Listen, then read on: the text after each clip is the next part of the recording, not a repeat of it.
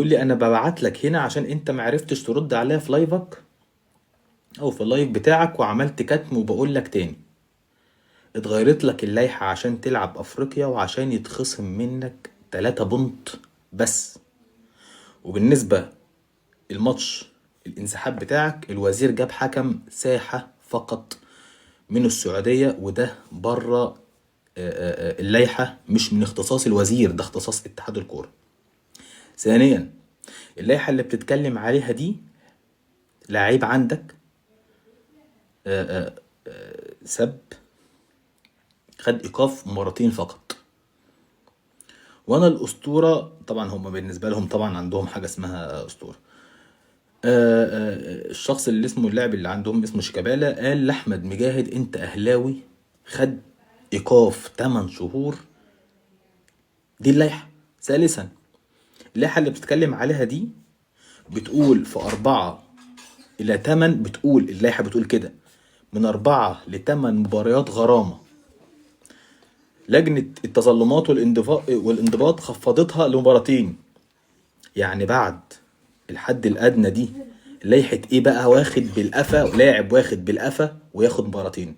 مين يقول له دي عقوبتها كبيرة وفي الآخر العقوبة تكون أقل من العقوبة الأدنى، وتقول لي لائحة وتدينا على عينينا؟ طيب، عشان انتوا عندكم المبدأ بيتجزأ على حسب مزاجكم. حاجة أخيرة، الأهلي بيتعرض للعدالة التحكيمية، وده اللي انتوا مش متعودين عليه. دي الرسالة اللي هو قالها لي، وهنمسك الرسالة دي واحدة واحدة. هو بيقول لي وبقول لك تاني، اتغيرت اللائحة. اتغيرت اللائحة عشان تلعب افريقيا وعشان يتخصم منك 3 بونت. نقف هنا، نقف عند الحتة دي. كابتن سلام، كابتن سلام، اولا انت منور ورسالتك بسم الله ما شاء الله عليك، يعني انت فاضي للكتابة. بسم الله ما شاء الله عليك. اللائحة دي يا فندم اللي انت بتقول عليها اتخصم لي منها 3 نقط، وعشان اخد الدوري واتأهل لافريقيا والعبها، عدد انسحابات الاهلي قدام الزمالك 4 مرات. 4 مرات، وفي منهم 4 تانيين يعني كانت من زمن الزمن شوية. بس خلينا في ال4 مرات اللي هم بشكل اساسي. ال4 مرات بيقول لك فيهم من 1941، دي مرة. المرة التانية كانت 1966. المرة التالتة كانت 1972. المرة الرابعة 2024 2025 بتاعة وقعة الحكام. طيب، دول ال4 مرات بتوعي. طيب، حضرتك انت منسحب قدامي انا كم مرة؟ انت كزملكاوي منسحب قصادي انا كم مرة؟ انت منسحب قصادي 1948 و1982 و1996 و1999 و2007 و2020 و2023 و2024. تمام؟ والله ما انا اللي بقول، والله ما انا اللي بقول. ده ادخل دور هتلاقي الكلام اللي بقوله لك دوت. انت منسحب قدام انا 8 مرات: 48 82 96 99 2007 2020 2023 2024. انا مش دعوه بكل الكلام ده، احنا هنمسك اخر 3 سنين. اخر 3 سنين، اخر 3 سنين انت منسحب 2020 ومنسحب 2023 ومنسحب 2024.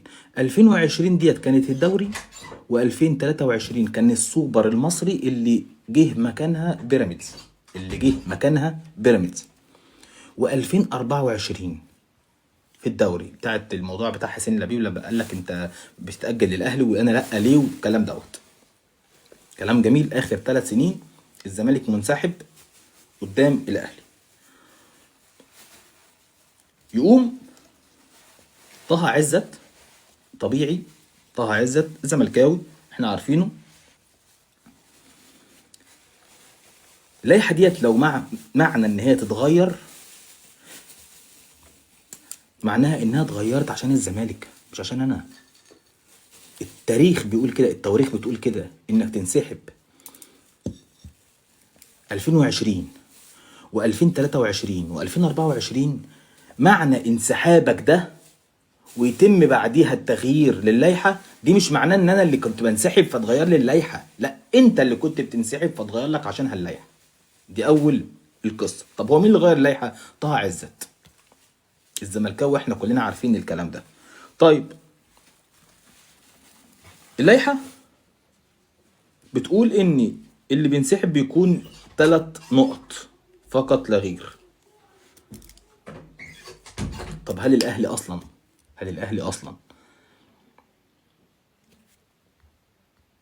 ما جاش ليه؟ الاهلي ما جاش ليه؟ اقول لك الاهلي ما جاش ليه. الاهلي طالب حكام، الاهلي ما جاش ليه؟ الاهلي طالب حكام اجانب قبل ماتش الزمالك ب 11 يوم، وده البيان اللي بيثبت كلامي بتاع النادي الاهلي. مطلع بيان بيثبت، بيقول فيه كالاتي: الاهلي يطالب اتحاد الكره والرابطه بتحمل مسؤولياتها والتاكيد على اقامه القمه بتحكيم اجنبي. ده انا هدي لك حته تانيه زياده. ارسل النادي خطابا اليوم الاتحاد المصري لكرة القدم يطلب فيه من الأخير التأكيد على إقامة مباراة القمة في وجود طاقم تحكيم أجنبي، وإن يتحمل اتحاد الكرة ورابطة الأندية المحترفة مسؤوليتها تجاه أي رؤى أخرى تنال من نجاح المسابقة واستكمالها في أجواء عادلة. وجاء في الخطاب إن المعلومات التي وردت إلى النادي من الأطراف المعنية تشير إلى قيام رابطة الأندية المحترفة. بص بتقول لك إيه؟ إن الرابطة بلغت الاتحاد الكورة إن الأهلي طالب بحكام أجانب في الوقت الأصلي بتاعه، فأنت لو ما حضرتش حكام أجانب فأنت المتكفل قدامي إنك تجيب حكام أجانب للأهلي. ده البيان بيقول كده، والرابطة بعتت للاتحاد الكرة كده. تاني: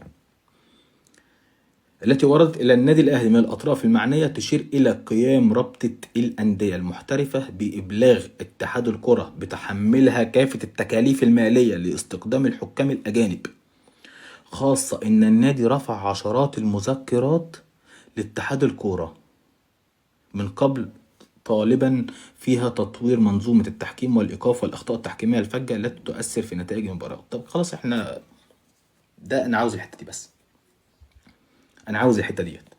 معنى إن النادي الأهلي بيطلع بيان وبيقول فيه إن أنا طالبت الاتحاد الكورة قبل مباراة الزمالك ب 11 يوم، ب 11 يوم، يعني مش الوقت ودي الوقت والكلام دوت، ورابطة الأندية تأكد على الكلام ده وتبعت لاتحاد الكرة، فأنا سليم وأنت فيك حاجة تانية. فأنا سليم وأنت فيك حاجة تانية. طيب